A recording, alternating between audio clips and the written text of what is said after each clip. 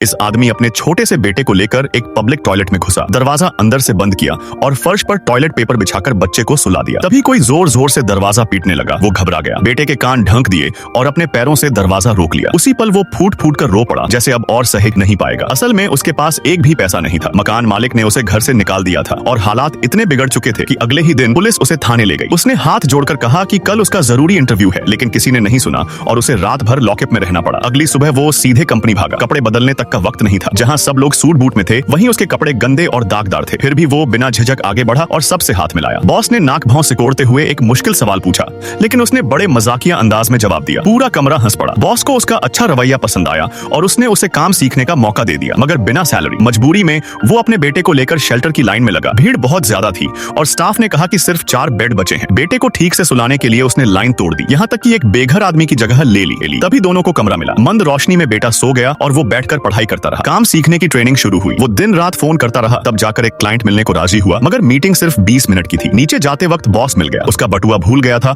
और उसने कुछ पैसे उधार मांगे। आदमी ने अपने आखिरी $10 दे दिए और दौड़कर मीटिंग के लिए निकला, लेकिन देर हो चुकी थी। मौका हाथ से निकल गया। इसके बाद उसने और ज्यादा मेहनत की। दिन में सामान उठाकर ऑफिस जाता, शाम को बेटे को लेकर शेल्टर में बेड के लिए भागता और खाते खाते भी पढ़ता, क्योंकि एक पल भी बर्बाद नहीं कर सकता था। आखिर काम सीखने की ट्रेनिंग का आखिरी दिन आ गया। उसे बॉस के केबिन में बुलाया गया। उसने जल्दी से सूट पहना। अंदर पहुंचा तो बॉस खड़ा होकर हाथ मिलाने लगा। उसकी आंखें भर आईं। उसे लगा अब सब खत्म हो गया। जैसे ही वो मुड़कर जाने लगा, बॉस ने उसे रोक लिया और वो $10 वापस करते हुए नौकरी ऑफर कर दी। आदमी भावुक हो गया। बाहर निकलकर भीड़ के बीच खुशी से झूम उठा। कहानी बस इतना सिखाती है, बॉस जब खुले पैसे मांगे तो कभी मना मत करना।